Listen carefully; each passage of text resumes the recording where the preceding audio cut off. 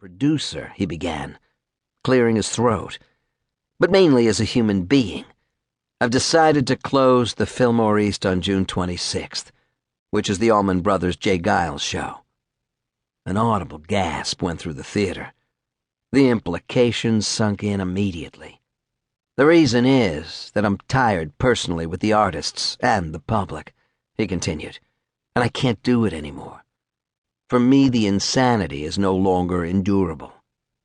More than 3 years before, on March 8th, 1968, Janis Joplin and Big Brother and the Holding Company had opened the Fillmore East, the shabby, former Jewish vaudeville theater in the heart of New York's tough Lower East Side.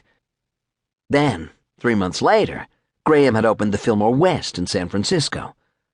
Since then, the two venues had hosted legendary shows by Jimi Hendrix, Led Zeppelin, the Allman Brothers, the Grateful Dead, Jefferson Airplane, and Santana. Like a manic circus ringmaster, Graham ran his twin operations with military precision, constantly crisscrossing the country with a double-headed watch to keep track. Yet he still found time to orchestrate the venue's transformation into a multi-million-dollar business empire, all the while giving music fans memories to treasure for the rest of their lives. But everything changed after Woodstock, when 500,000 people descended on Max Yasgur's farm. The August 1969 festival, more so than previous events like the Beatles' 1965 concert at Shea Stadium, had revealed the huge financial potential of rock and roll, and Graham, well aware of the dangers Woodstock posed to him, had tried to stop it.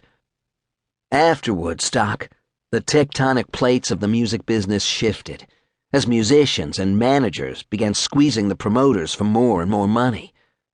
Rock superstars, Janis Joplin, The Doors, and Led Zeppelin, would now play one show at Madison Square Garden instead of 4 at the more intimate Fillmore East for the exact same money. Bill Graham warned that audiences would be the real losers, as these bigger venues had bad sound and distanced the audience from the concert experience.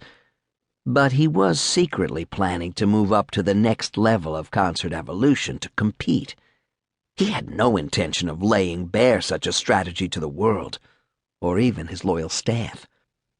Instead, he would portray himself as the aggrieved party, an unwitting victim of greedy musicians, managers, and agents.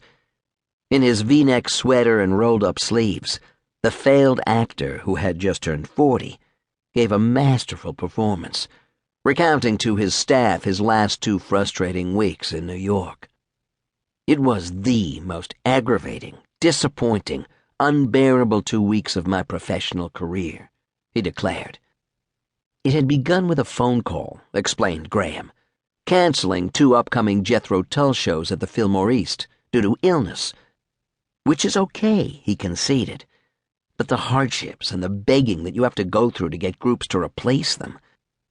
Then there had been the fucking around he'd received from Tanglewood Music Festival organizers. After staging 2 well-received Fillmore at Tanglewood summer shows, showcasing such acts as The Who, Santana, and Miles Davis, this year the prestigious venue wanted him only as a consultant. They decided they would throw us a bone, he sneered. But the final straw came after legendary impresario Saul Hurok had invited him to present a month of shows at the Metropolitan Opera House. Hurok, Graham's boyhood hero and his inspiration to become a promoter, had rented the prestigious Met for a month of performances by the Bolshoi Ballet. But a Russian sailor had defected to America, causing the Soviet authorities to cancel everything in retaliation, and leaving Hurok owing $200,000, the equivalent of about $1,156,000 in mid-2010s purchasing power, in rent. In desperation, the octogenarian promoter had turned to Bill Graham to bail him out. The meetings with the old man, explained Graham, had begun very amicably, but then rapidly deteriorated.